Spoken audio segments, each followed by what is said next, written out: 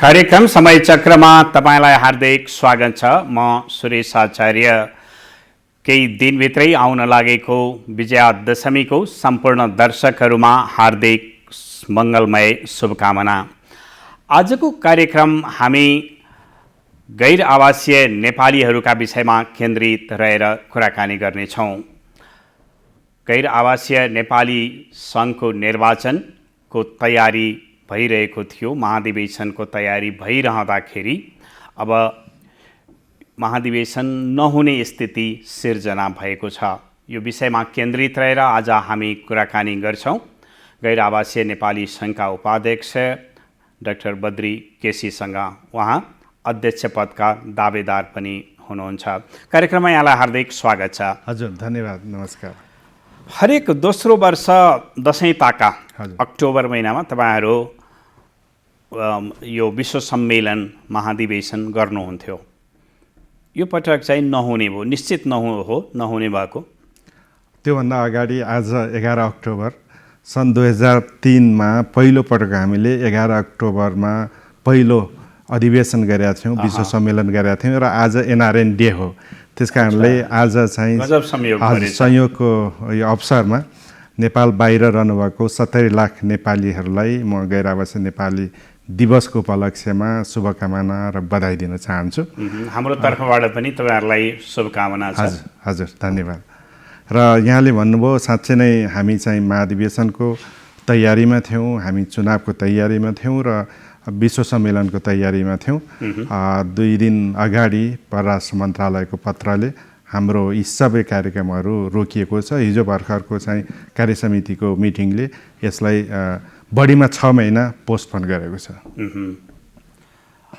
भनेको तपाईहरू अब 6 महिनापछि फेरि जुट्नु हुनेछ?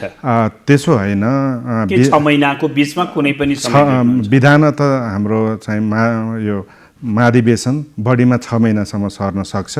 तर हामी यसलाई 6 महिनासम्म लम्ब्याउँदैनौँ। कोसिस गर्छौँ कि हामी बिचको समस्या छिटै नै समाधान भएर चाँडोभन्दा चाँडै कम समयावधिमा हाम्रो यो स्थगित भएको कार्यक्रमहरू अगाडि लान चाहन्छौँ। भनेको नेपालको जाडो सकिएपछि होला? अब कमसेकम 2-3 महिना चाहिँ लागिहाल्छ। हजुर, यो रोकिनुपर्ने कारण चाहिँ के हो? वास्तवमा राष्ट्रिय समन्वय परिषदहरूमा चुनाव हुँदाखेरि उहाँहरूले अधिवेशन पठाउने क्रममा केही राष्ट्रिय समन्वय परिषदहरूले विधानभन्दा बाहिर गएर विधानलाई अलिकति चाहिँ नमानेर डेलिगेटहरू पठाउनु भएको थियो र केही साथीहरूले चाहिँ यसको विरोधमा चाहिँ आफ्ना डेलिगेटहरू नआएको खण्डमा चाहिँ विधान समस्या नभएको ठाउँमा पनि समस्या छ भनेर परराष्ट्र मन्त्रालयमा उहाँहरूले गएर निवेदन दिनुभयो। परराष्ट्र मन्त्रालय एनआरएनको एउटा नियमकारी संस्था हो।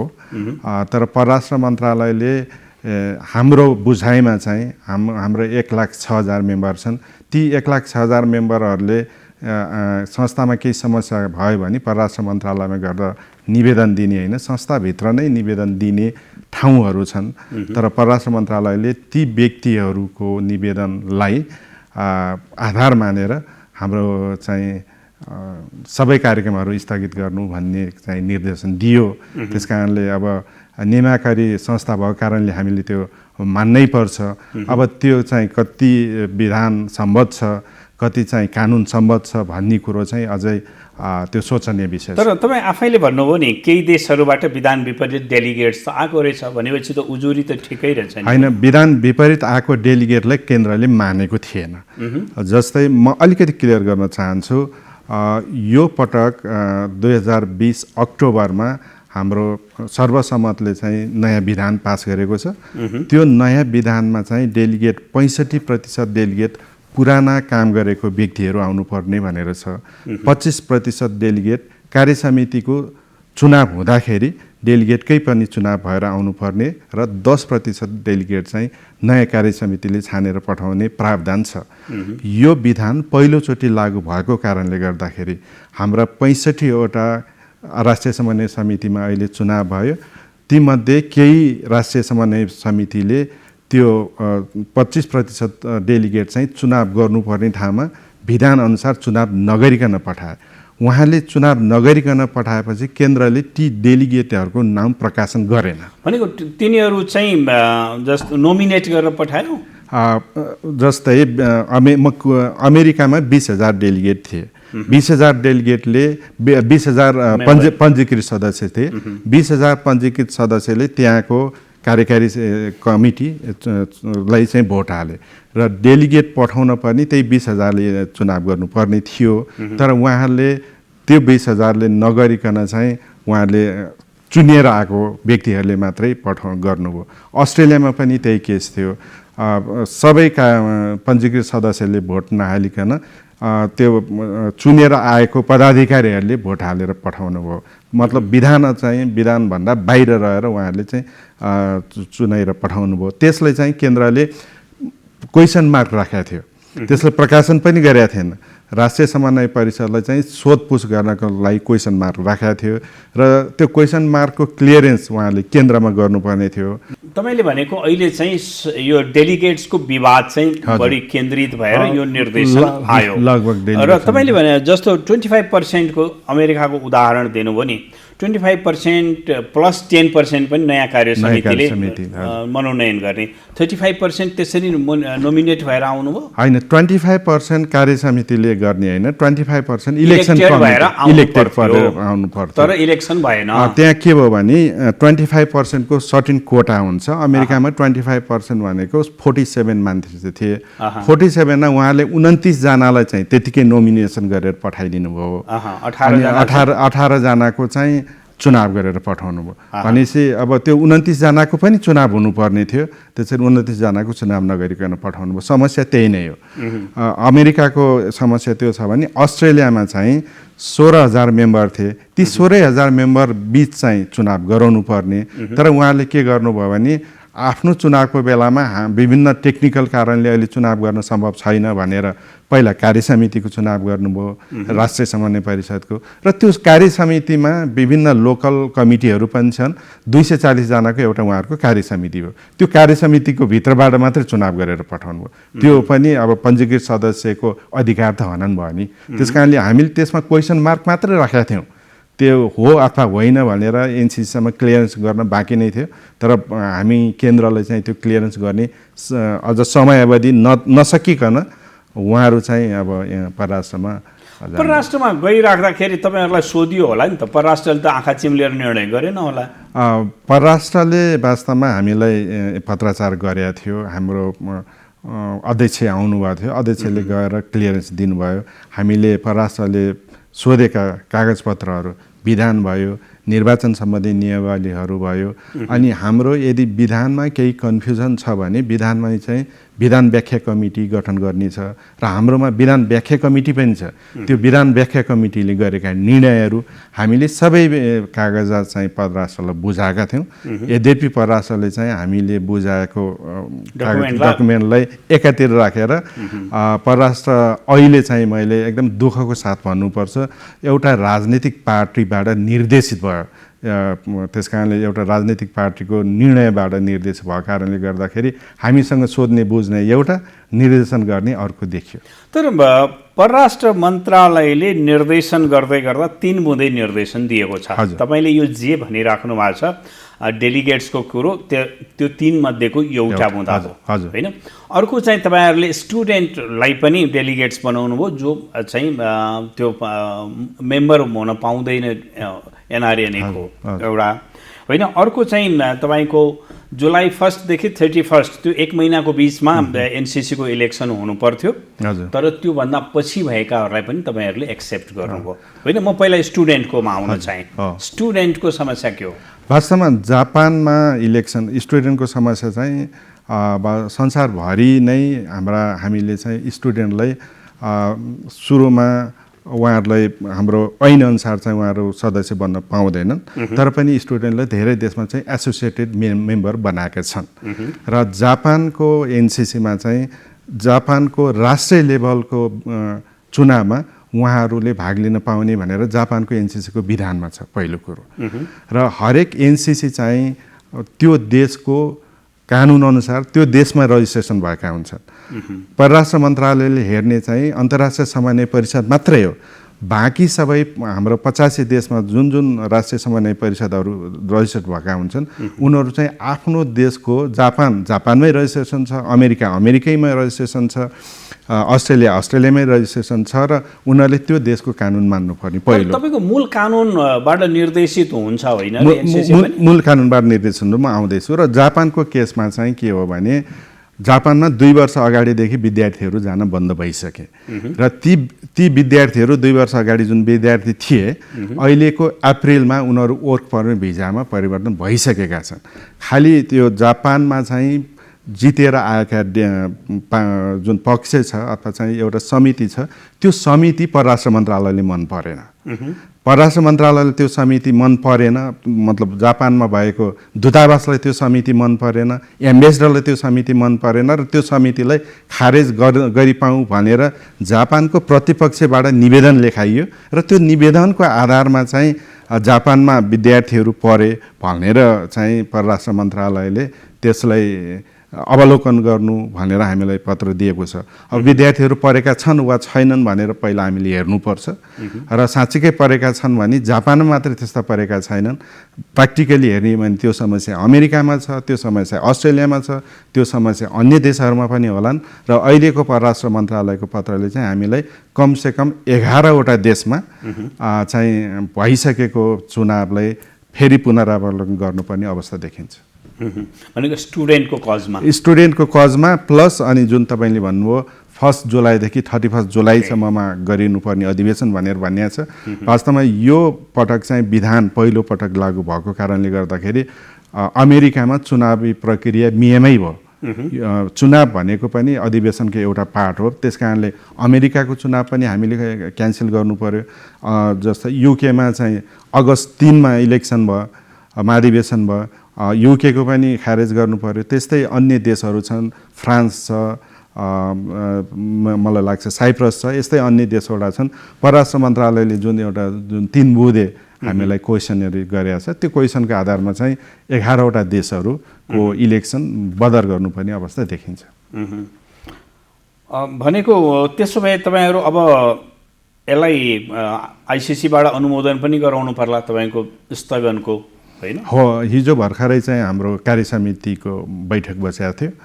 त्यो कार्यसमितिको बैठकले चाहिँ बढीमा 6 महिना भनेर इलेक्सन सारेको छ। इलेक्सन, महाधिवेशन, विश्व सम्मेलन बढीमा 6 महिना भनेर र हामी 17 अक्टोबरमा हामीले प्लान गरेका छौँ अन्तर्राष्ट्रिय समन्वय समितिको बैठक बसेर त्यसलाई अनुमोदन गराउँछौँ।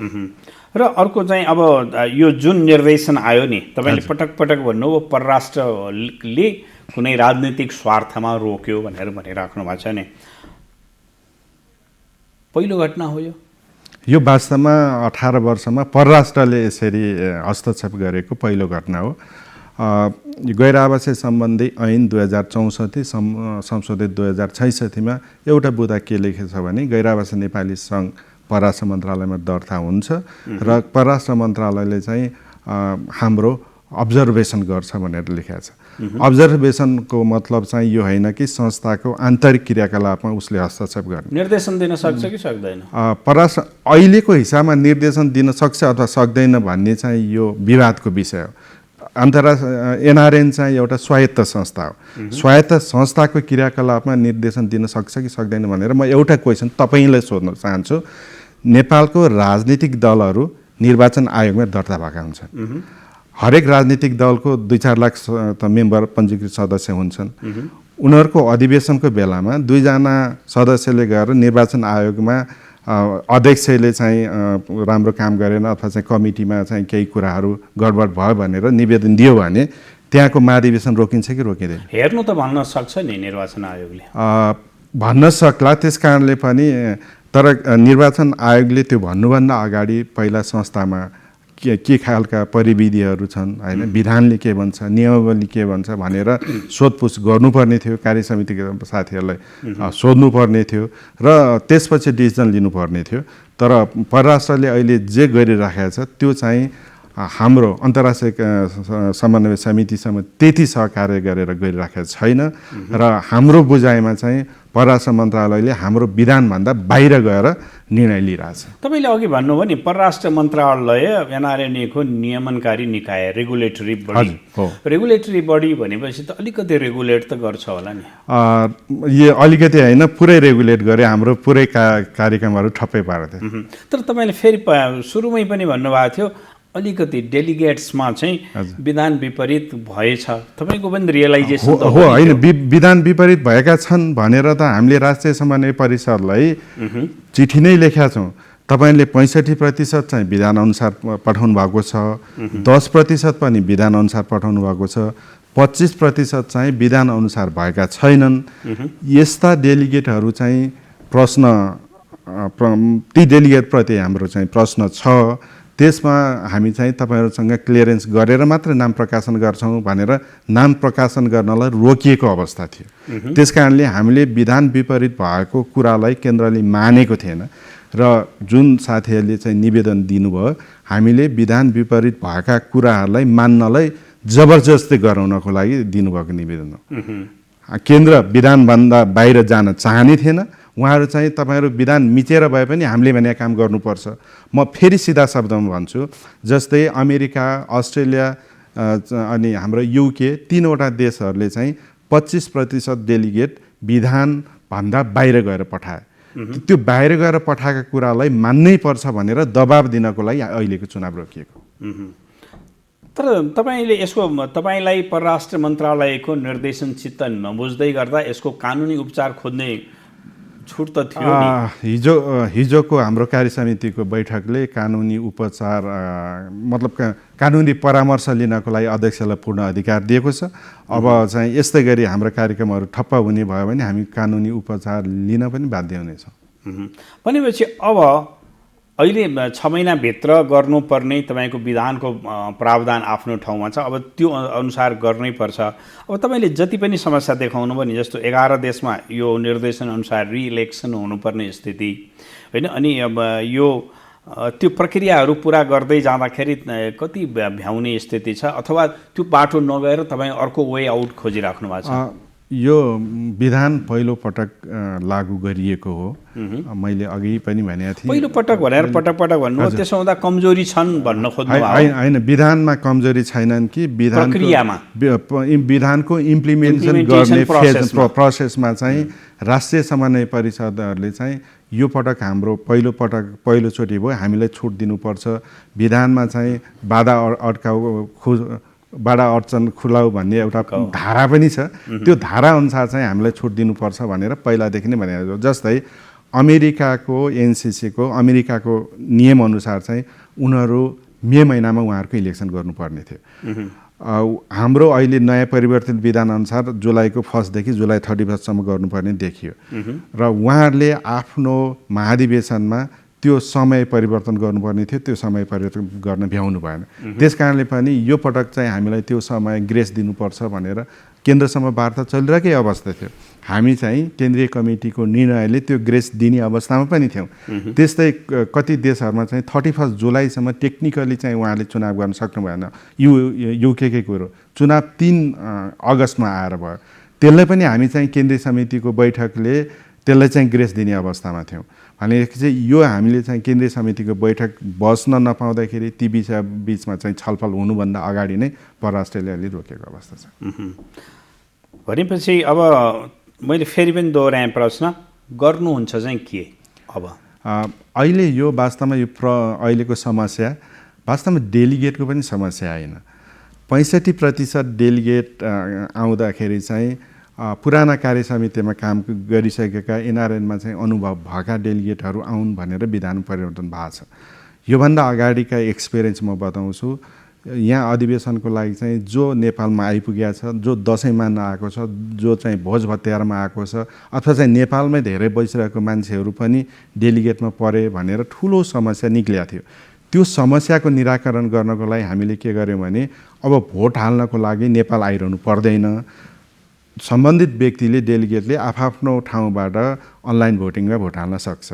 भनेपछि केन्द्रको भोटिङको लागि चाहिँ राष्ट्रिय समन्वय समितिमा धेरै अगाडिदेखि काम गरेका संस्था बुझेका व्यक्तिहरू अहिले परेका छन् र त्यो 65% डेलिगेटले नै लगभग चुनावको एक किसिमको निर्धारण गरिसक्यो र अब यो खालको चुनावी परिपाटीबाट अलिकति डराएर चाहिँ कमजोर मनस्थिति बोकेका चुनावमा आएका साथीहरूले अब चुनाव जित्नको लागि चाहिँ अपनाएका हथकण्डाहरू हुन्।